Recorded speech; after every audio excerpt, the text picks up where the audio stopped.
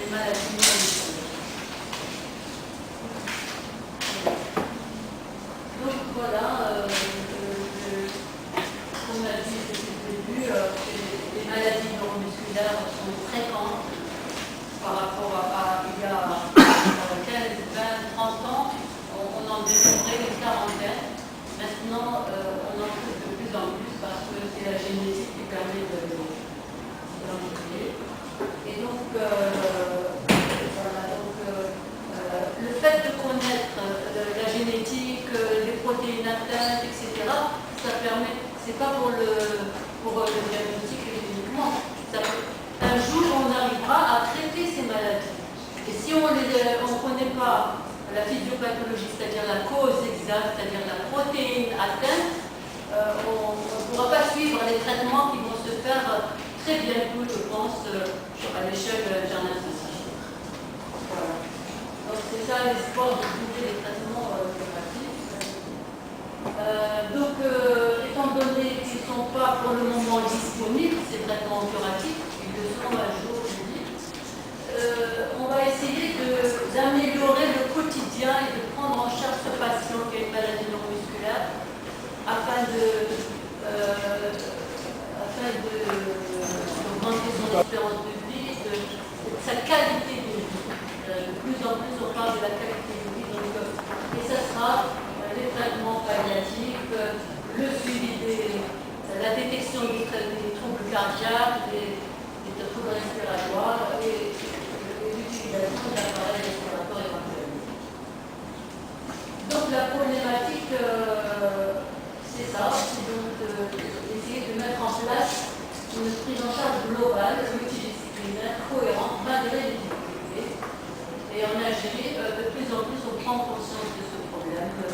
Ça vient lentement, mais ça fait quelques années qu'on essaye d'instaurer tout ça. Là, je ne m'attarde pas.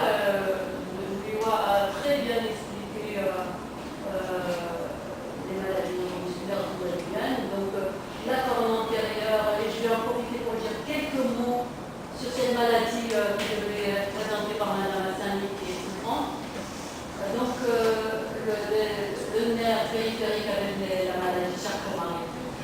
La jonction neuromusculaire avec la myasthénie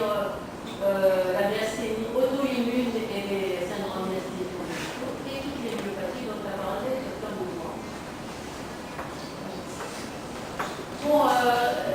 Dans tout ça, il ne faut pas oublier que cette histoire familiale est très importante pour nous. Il faut d'emblée en parler avec la famille, rechercher systématiquement, parce qu'avec l'expérience, on a vu des malades. Les familles ne parlaient pas spontanément des autres cas de la fratrie. Il faut aller les chercher par l'interrogatoire, minutieux, etc. On fait systématiquement un arbre généalogique. Là, le patient, l'entourage, c'est-à-dire, étant donné qu'on prend la peine de voir tous les membres de la famille sur un arbre généalogique, là, forcément, ils vont nous parler des cas atteints. La consanguinité, on doit la rechercher aussi, elle nous aide à orienter un peu plus le diagnostic génétique et à orienter vers telle ou telle affection. Et vous savez que la consanguinité, elle existe toujours, malgré cette diminution dans les grandes villes, elle existe toujours à l'échelle du pays. Voici sur les estimés aux facteurs de la myopathie, le relevé pathologique, le relevé difficile, la démarche d'enseignement. Donc, cette amyotrophie spinale, oui, la suite. Je ne vais pas tarder, donc, juste pour montrer qu'on a trois types d'amyotrophie spinale, trois types selon la classification internationale, quatre types. Le premier type, c'est le plus grave, c'est celui de la tête précoce, c'est le nourrisson. Là, le décès rapide, on n'a pas le temps de penser à faire des choses, mais quand même, on fait des choses pour éviter des enfants intelligents qui n'ont pas de retard mental, et donc c'est juste la fonction motrice qui ne marche pas. Alors, le type 2 intermédiaire, c'est là où on va agir pour les déformations thoraciques et donc vertébrale. C'est intermédiaire pour dire que le sujet ne va jamais marcher, il restera toujours assis, même s'il grandit jusqu'à l'adolescence ou l'âge adulte.